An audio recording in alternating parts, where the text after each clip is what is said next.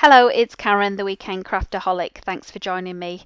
Today I've got another process video for you in my traveller's notebook, and I've recently got a few goodies. This top one was from Kelly Stamps, but I also did an online order with Scrapbook.com, so I've got these new pads. I'm absolutely loving the one from Jen Hadfield because of the gold foil in it. That's along the way. And there's also a pack from Maggie Holmes as well called Willow Lane. Now, it's not very often you can find the 6x8s, so I've been dying to use this since I got it last week. Now, I did actually pick out this I guess it's a chipboard piece, although I'm going to take the chipboard off it. And what I'm doing now really is just looking for a colour that will match that scheme of that little button that I want to use. And that just says write to your own story. I think that was an old chipboard kit from Ali Edwards for the one little word that I've had a few years now. So I'm just going through both of these packs just to see which ones might be useful for the background. This is the one I mentioned with the gold foil on. It's absolutely stunning, isn't it? I don't actually end up using that gold paper piece, even though I was just attracted to it like a magpie because of the metallic shine on it. But I did rip it out at the time, and all I'm doing with these pieces now is just ripping them out to then decide which one I'm going to use as my background for the quote that I want to put in. Now, as I say, I've been inspired by this particular chipboard piece, and so I'm going to use that in my layout and trying to get the colours right. But as I go through this process of deciding which background would work, I actually decide at this point I'm going to turn off the camera, and instead of trying to pick just one pattern, I'm going to use these this metal die set that I got from scrapbook.com as well. I've had this for a while though, and just put these in my big shot, and I've just done a little bit of a hodgepodge, different size circles with the different pattern papers, because I think instead, well, what I will do is just a bit of an effect playing on that circle of the chipboard piece, which is what inspired me just to get the circle dies out as well. So I do spend a bit of time just playing around with these, just getting an idea of which colours will go with which patterns. This orangey one actually I don't end up using at all in my spread, even though that one I thought was the perfect match. Probably too close of a match really, that's why I left it out. And as I'm going with these, I just feel I've got too many patterns now for the small layout. One of the things I do always do with die cuts or anything like that, I do always like to cut them in half and make them go a bit further. So the pieces that I don't use today, obviously I'll keep for another time. And I decide to, I've got this shimmery green paper that I've had a while.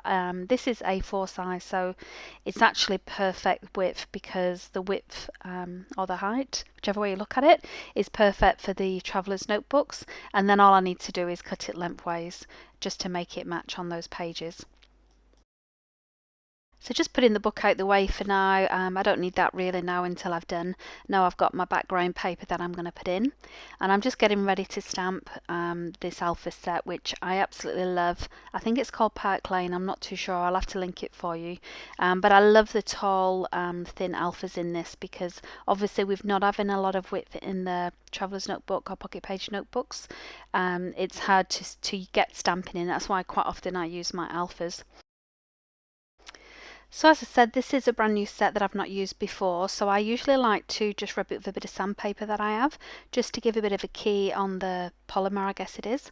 And I've got a scrap piece of this green as well. Because it is quite shiny and glittery paper, I wasn't sure if the Memento ink would stick very well on it.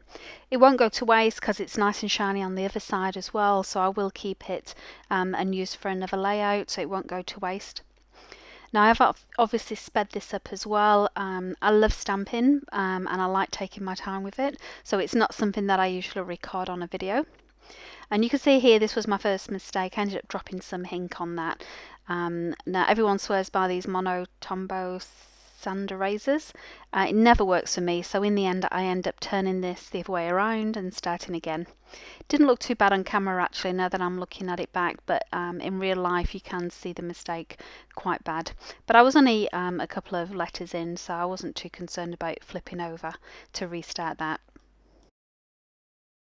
So my quote is going to end up being "Be your best self," and this is a great positivity quote that I love.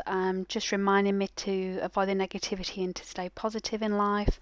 I feel it resonates quite well with me that we can be the best of ourselves or the worst of ourselves. So this is a good reminder, really, to stay above the line and be at the best that we can be, and not to get too trapped into negativity. So this was a good reminder for my little book, which I've almost finished actually. I've got through it pretty quick. Now you see here I made a massive boo-boo and there was no way I was going to start again with that particular mistake, having gone near enough all the way through the quote.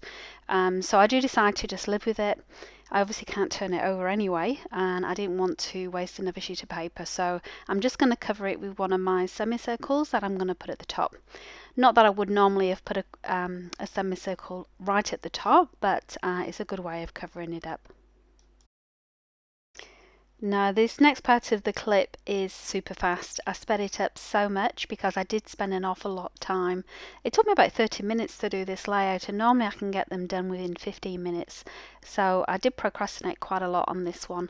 I think maybe the colour combinations or the pattern combinations weren't quite right, and that's why I struggled with it more than I normally would. But nothing will go to waste. The bits that I don't use will get used in another layout or spread somewhere, maybe a card that I make. But in the end, I decided just to glue down, because the more I think about it, the more I overthink, the less confident I am in what I'm doing. So I decided to stick them down, trim them off, and as you can see, I don't actually end up with any full circles. I just have a couple of those at the top. Now, if you'd have seen my hits and misses of 2018, one of the things I wanted to do was start to use my washi stash. So I'm making a conscious effort of that. I also love a bit of sparkle on my layout, so I thought these glittery washes would be the perfect way to do that and achieve it. The only thing is, after having the nice skinny green one, I really didn't like the gold one. I just felt it was a bit too much, but I did want some gold on that. So I've just decided to put a couple of layers on. And yeah, the great thing about washi is if you're not happy what you've done, you can place them and move them around. And I do love washi tape. It's a good way of adding effect to a layout. I just don't like having hordes of it in my stash. So I'm just putting all that away and just going back to this chipboard piece again. As I said, I think it was Ali Edwards that I got it from, and I've noticed a couple more on here that will actually work quite nicely with the main one, the Write Your Own Story piece, and it's just a little one that says take note at the bottom, and then at the top it's just like a little flag.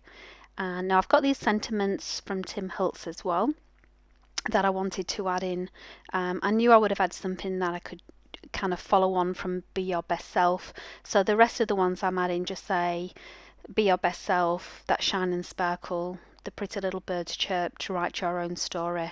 There is no real substitute, you will find it. So I think they work perfectly well with that. And all that's left for me to do is trim that a little bit more because I didn't measure it quite right, and then put it back into the book, and using lots of liquid glue on this just to make sure I get it in right. And that's my layout done. I'm really pleased with how it came out. Hey, thanks for watching. If you've got any comments about this video, please leave them below. I'd love to see them. And if you enjoyed this video, please give it a like. That way YouTube knows to recommend similar ones for you. And finally, if you'd like to see more from me, and I hope so, please subscribe by clicking the link below. I post new content every weekend.